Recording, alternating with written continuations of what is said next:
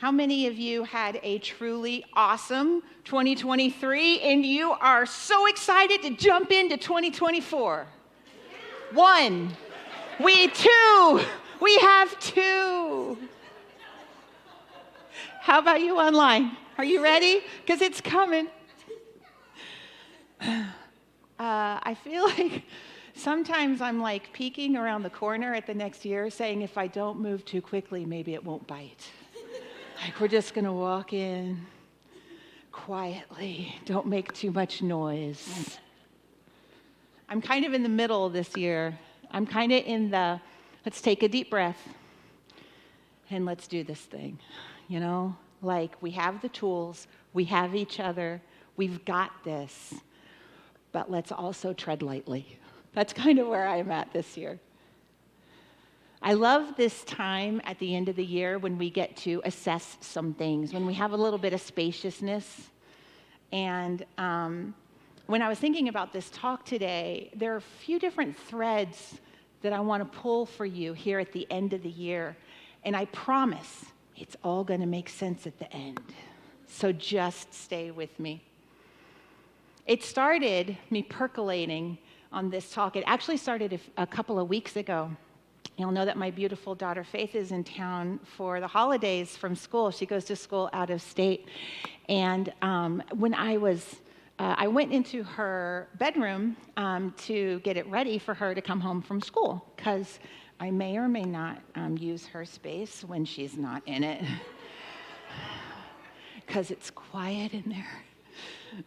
And so I went into her room, and I was just kind of tidying up my things and getting my stuff out of her space so it could be her space again. And I walked into her closet to put something away, and I looked down. I have permission to share this, by the way. I looked down, and there at my feet is her high school backpack sitting there open, like she got home from the last day of school, flung it off, opened it up, grabbed her wallet and her keys, and walked away. Is that accurate? Yeah. But there it has been sitting since June. And here it is December, 6 months later. And I looked at that backpack and I thought, God, don't I do that all the time? Don't I just try and set the thing down and walk away without actually dealing with what is in the backpack? Anybody relate to this at all? Okay, a few more than how many related to I rocked 2023. I feel like this is a perfect time of year for us to unpack our backpacks a little bit, because what I am learning in the research that I'm doing, in the classes that I'm taking, what I am learning is that the things that we don't deal with, we repress into our unconscious mind, and what happens is that stuff comes up to say hello at the most inopportune times. That's my experience anyway. So if we don't actually deal with 2023, then all we're doing is we're not letting it go. We're just repressing it. And these things live in our unconscious. And so the first invitation today, here we're 2 minutes into the talk, I'm already giving you an invitation. The first invitation today is to take some time over the next 3 days and unpack the backpack of 2023. What was awesome? What wasn't? Was there anything that was scary? We don't want that fear living in our unconscious minds. We don't want that fear getting stuck in our bodies. Right? So what needs to be looked at, what needs to be forgiven, what needs to be loved so that it can be released? Okay? We're going to unpack our backpack. So that was the lesson from daughter number 1. I also got a lesson this week from daughter number 2. I love, love, love living with teenagers. And I'm not being sarcastic or ironic or any of those things. I really love teenagers. And this one particular teenager, my daughter Cadence, is the most creative and funny human being I have ever met. But she has her quirks, just like we all do. Her older sister is over here trying not to laugh out loud. So one thing that I have learned about my daughter Cadence, I also have permission to share this. One thing I've learned about my daughter Cadence over the years is that she's very particular about the things that she brings into her space. Once it's in her space, it's a free-for-all in there, and you don't want to cross that threshold, I promise. But when we're clothes shopping, if she doesn't love it, it's not coming home with us. It has to fit right. It has to be the right color. It has to have the right texture. We have some sensory stuff in our family. And so all of these things are really, really important to her.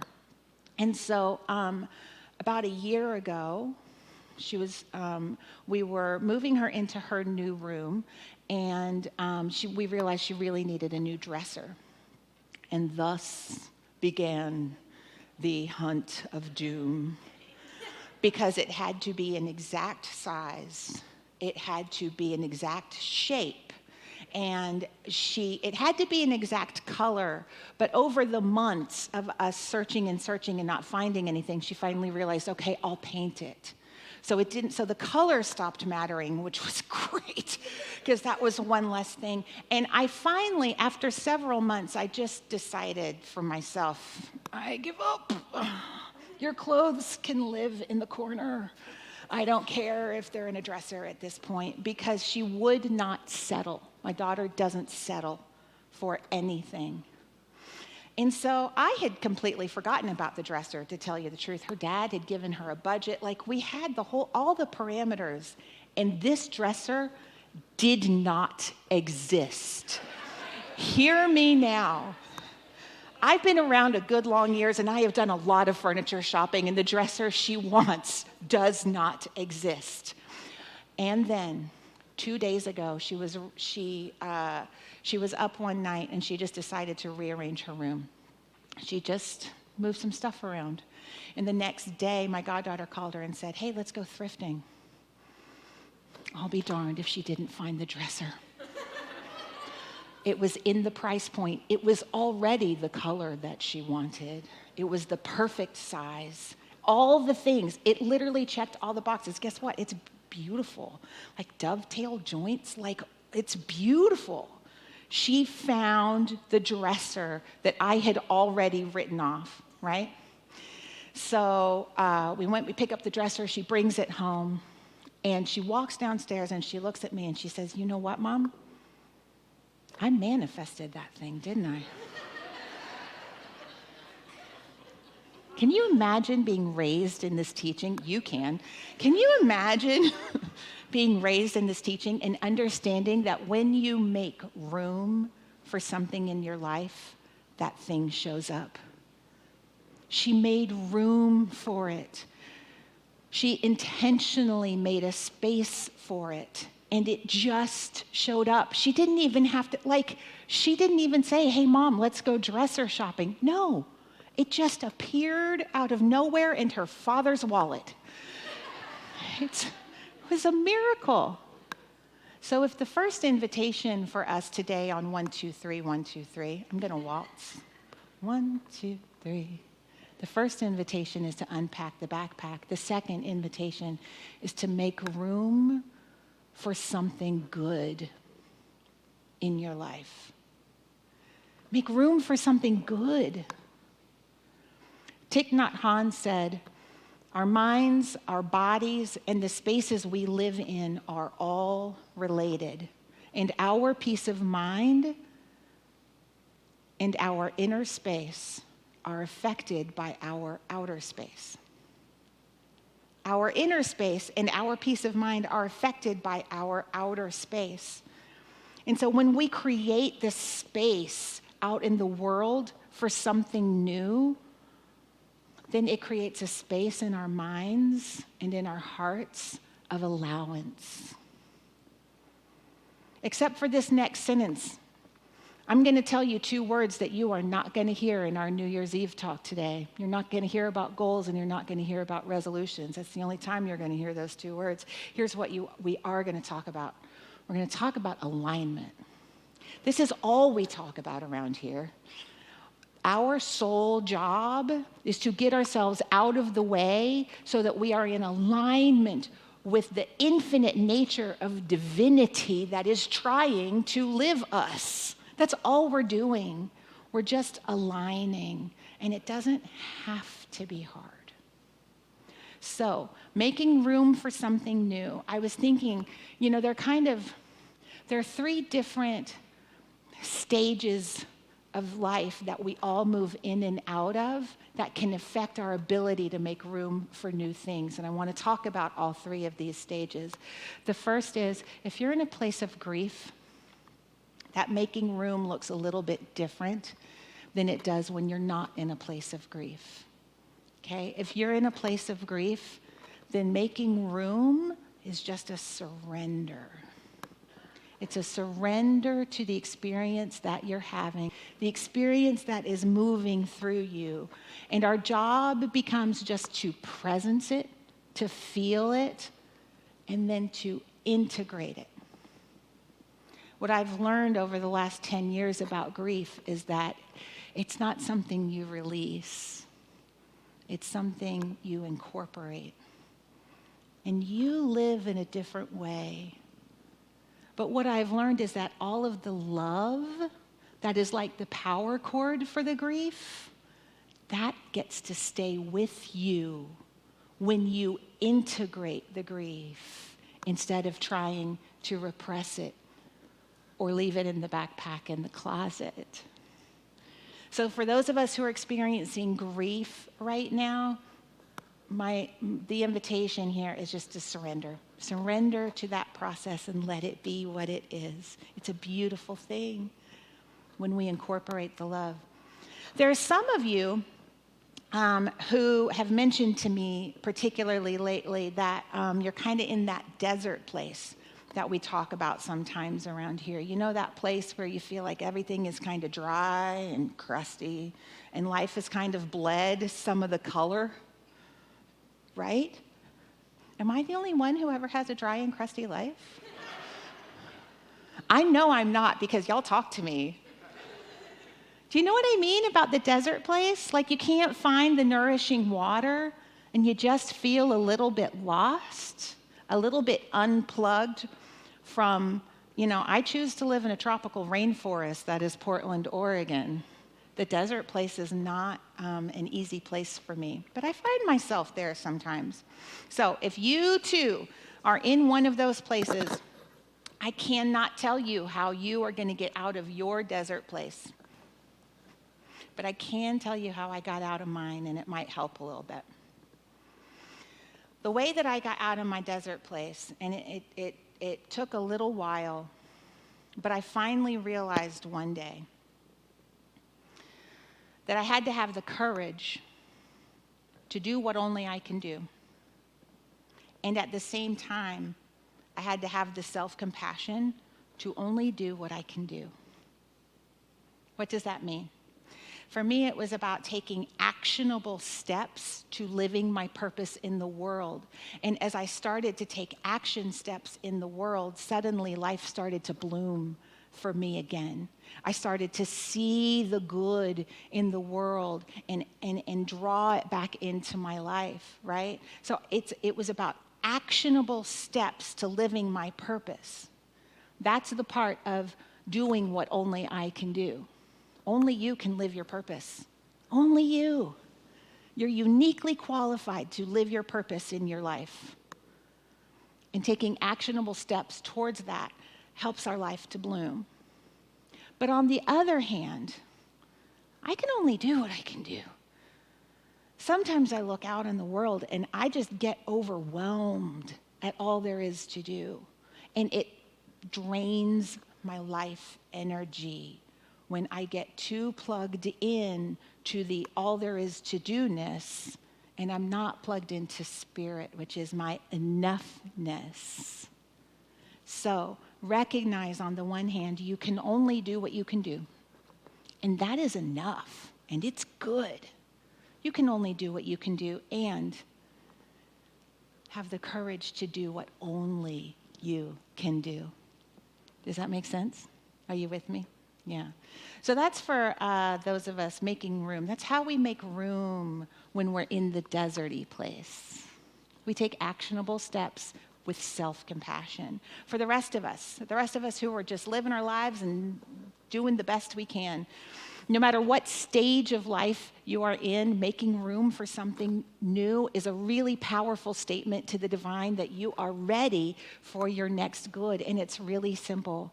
Some of you might already find yourself like just randomly rearranging the pantry this time of year.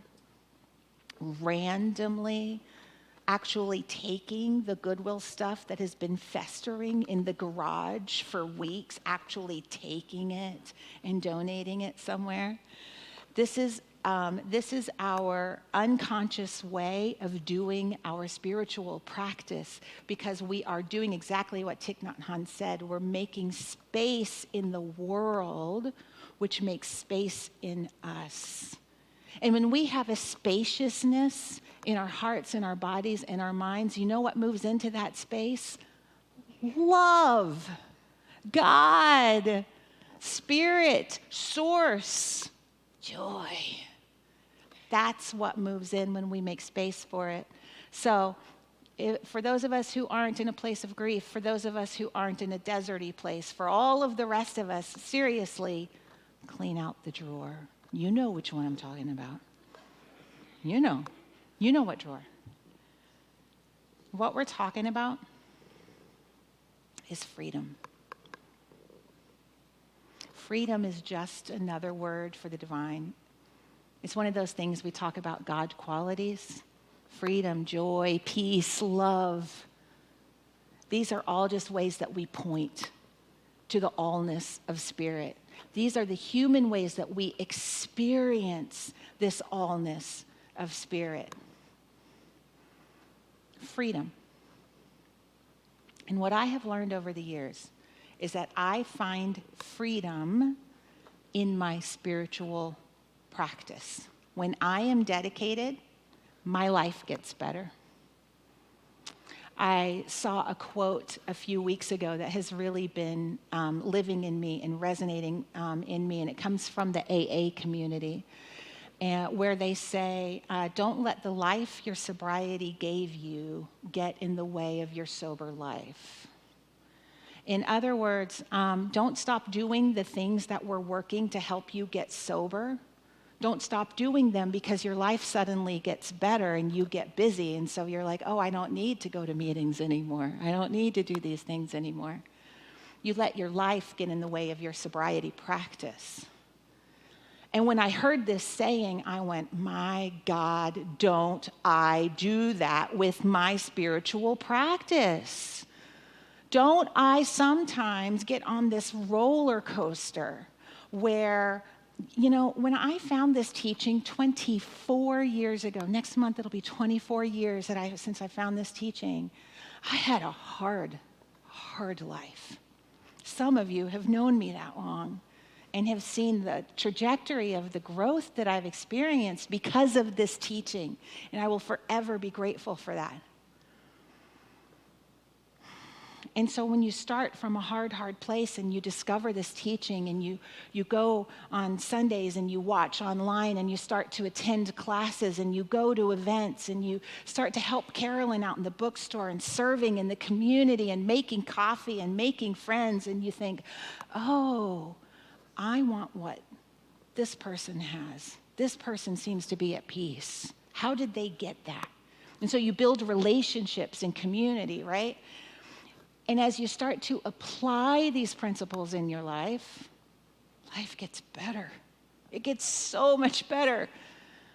And some of the cleanup can be kind of icky, I can say from experience. But life gets better. And so what happens is we start to build a spiritual practice. We start to pray. We start to meditate. We take the prayer and meditation class, and our mind is blown. Right? And we practice, and life gets better, and life gets better, and life gets busier, and all of the abundant good that you have drawn in comes into your life. And suddenly, oh, I don't have time to meditate today. Oh, I don't need to go to church. I'm good. oh, I don't think that I need that person in my life anymore because they're too hard. But you know what hard people are? Opportunities for us to learn to love ourselves. We'll talk about that another day. I need to write that down. There's a whole talk in there somewhere.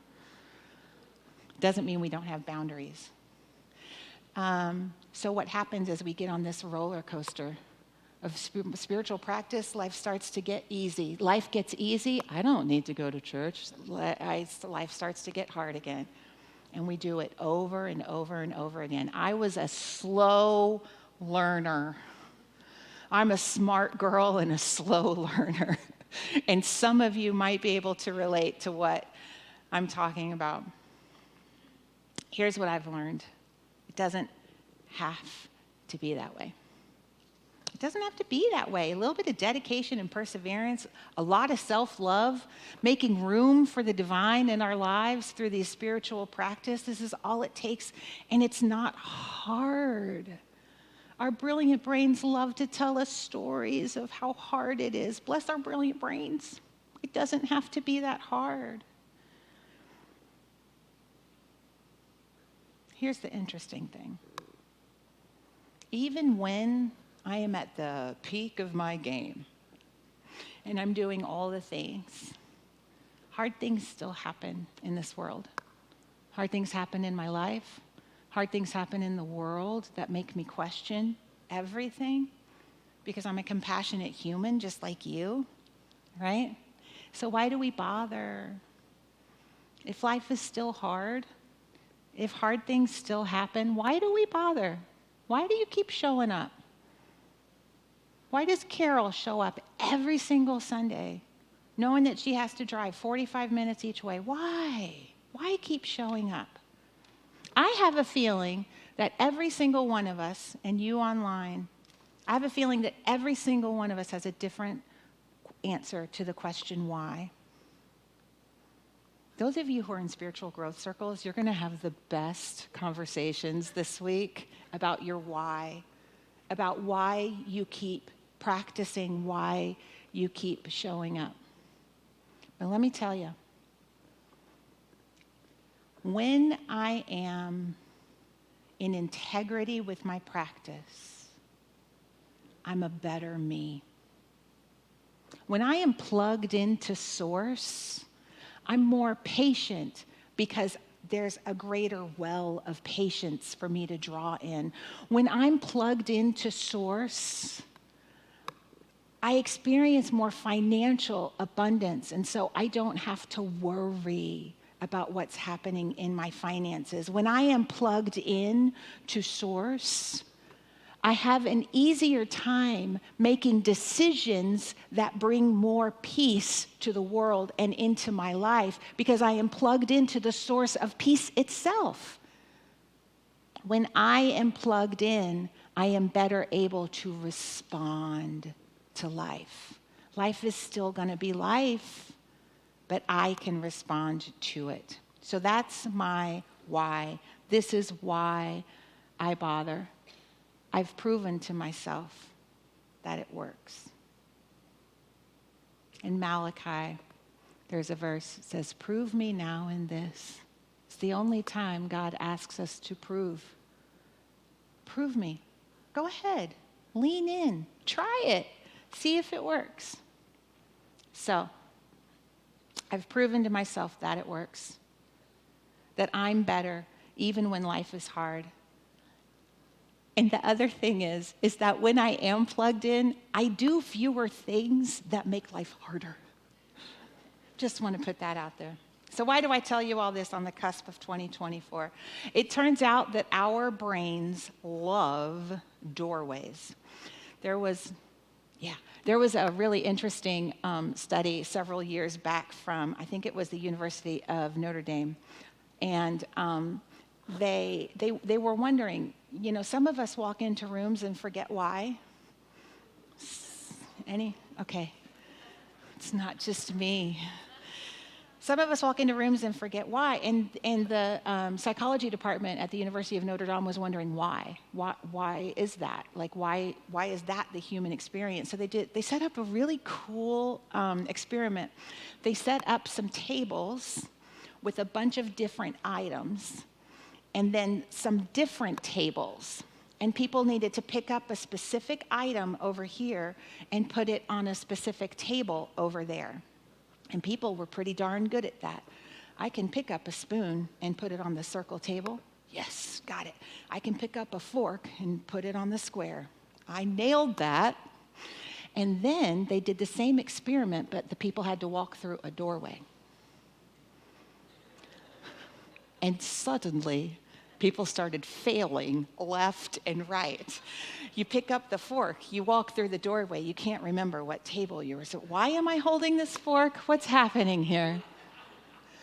So it turns out that our brains view doorways as a checkbox. I'm moving away from what's happening over here, and I'm moving into something else. Check, that thing is done. But you're still left holding the fork. Isn't it interesting? So our brains view doorways as check marks on our to-do lists, whether we have done the things or not, which is tricky because, as we talked about at the head of the service, if we don't actually deal with the things that need to be done, then they cause trouble later. So how do we balance all this? Here's the thing. Tonight, at midnight, in whatever time zone you're in or whatever time zone you choose to celebrate it in, it's a massive doorway for our brains. A lot of people make fun of people starting things on January 1st. It's like, no, start today. Here's the thing. Our brains love the doorway that is New Year's Eve. This is actually a great opportunity to start something new, something different, something true. This is an opportunity. I'm going to invite you to take the opportunity to walk through the door. It's a threshold that we're at right now. So what's in your backpack? As you think about the next 24 hours, what is one thing in your relationships and your finances?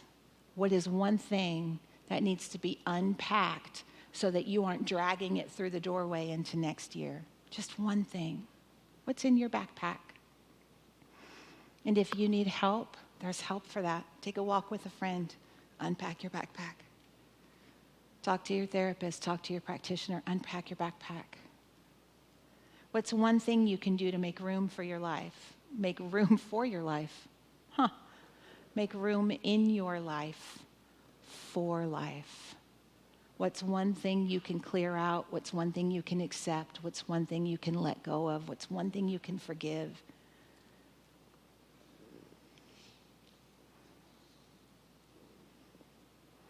In all of this clearing outness,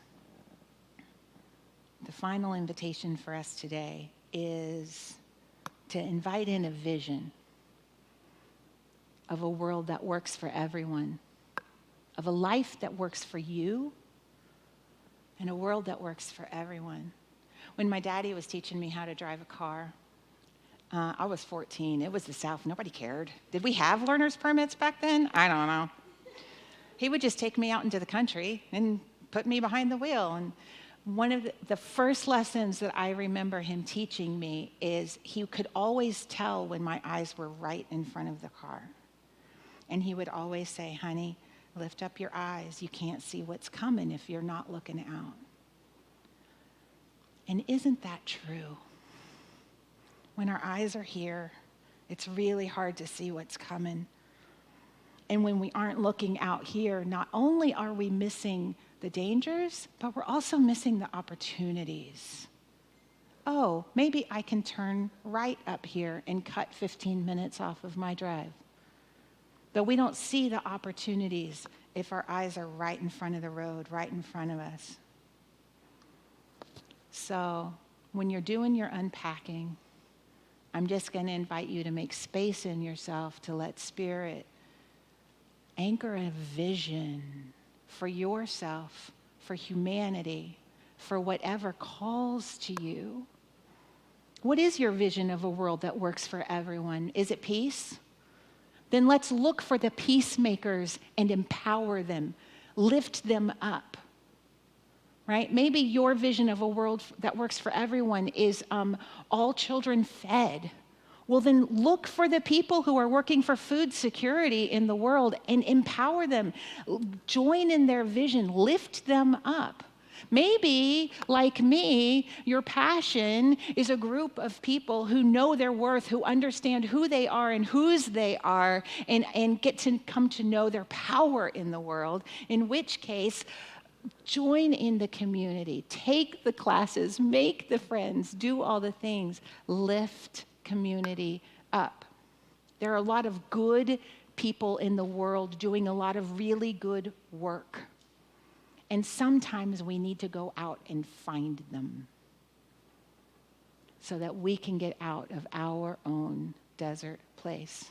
Lend a hand where you can. Just lift your eyes up a little bit. I have, real quickly, I'm going to go through. Brian, do you want to underscore for just a second? Or Angie? Angie's here. Okay, listen. I found a list, and I'm just going to give you 23. There were a lot more of this list. Real quick, 23 good news stories from 2023. I bet you haven't heard of most of these. There is so much good happening in the world, and we can amplify the good. Okay, 23 good news stories from 2023.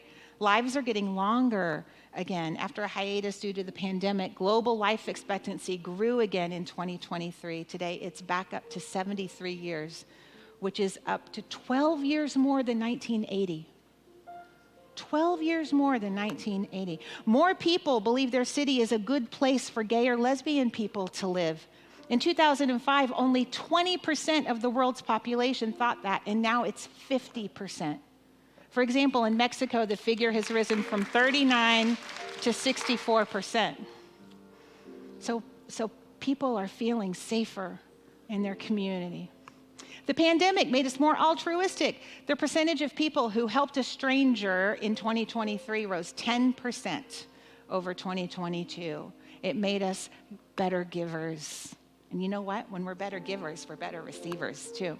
Malaria vaccines arrived this year. The first vaccine was proven effective on the ground. Infant mortality from any cause dropped 13% where the malaria vaccine was administered. And in addition, a second, cheaper vaccine was approved this year. This just happened. 13% infant mortality rise because of a malaria vaccine. This is the exciting one for our family. This year, the first CRISPR therapy for DNA editing was given the green light. It is still a crude tool, but with a promising future, there are dozens of trials underway, and one of those is for Duchenne muscular dystrophy. We look for the good and we lift it up.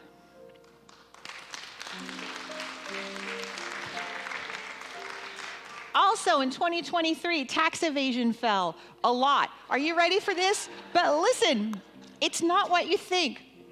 Thanks to banking information systems, here, 10 years ago in 2013, hidden assets were worth 10% of global GDP. 10%, almost all in the hands of the ultra-rich, and it was in tax havens.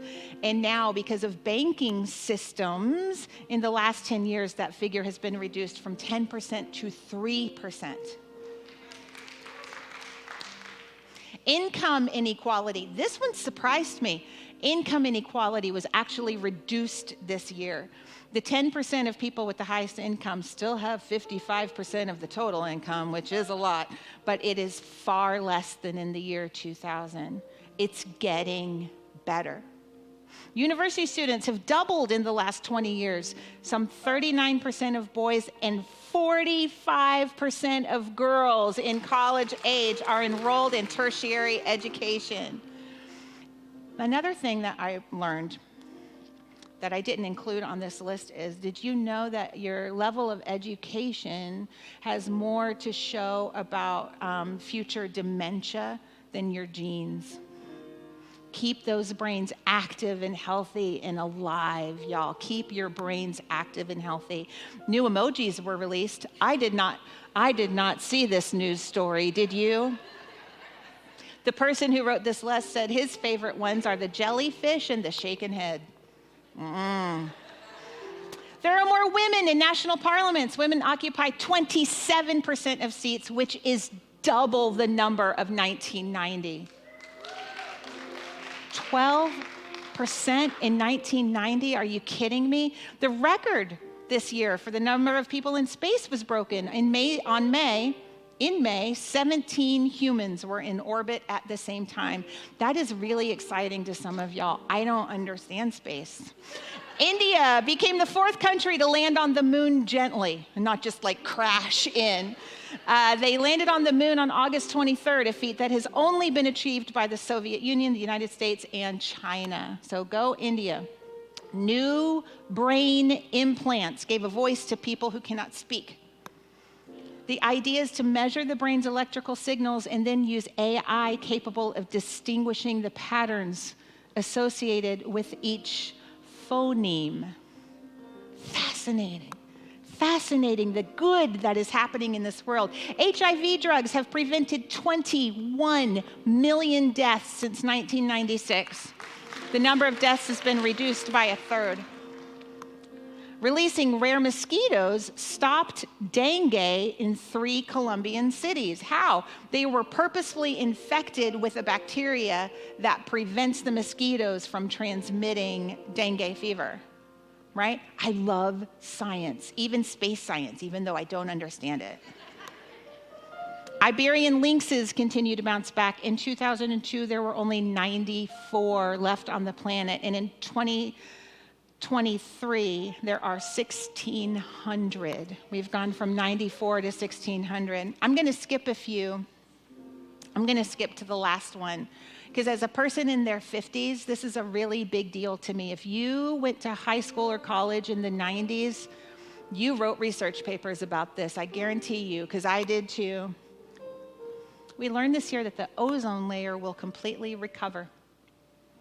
Do you remember when all we talked about was the hole in the ozone layer? 35 years ago, the Montreal Protocol decreed the elimination of 96 chemical substances that were opening a hole in the barrier that protects us from ultraviolet radiation. It was a success. The ozone layer is recovering. Why do I tell you this? Why do I tell you this? Why do I tell you this? I don't know about you, but I try to watch the news 2 or 3 times a week. It's all I can handle now. And when I see what's going on in the world, I get discouraged. This was a sampling. This was less than half of the list of good newses that I found in a quick search yesterday. There is so much good happening in the world, and it doesn't mean that we ignore what is going on. It doesn't mean we don't vote to save our democracy. It doesn't mean that we don't pay attention to what is happening, but it does mean that we also have to lift our eyes and look ahead, and we have to lift up the change makers. We can be the change makers, and we can lift up the change makers, and we are not alone. And you know what we have? We have a divine love that is with us and for us, and with and for all the good.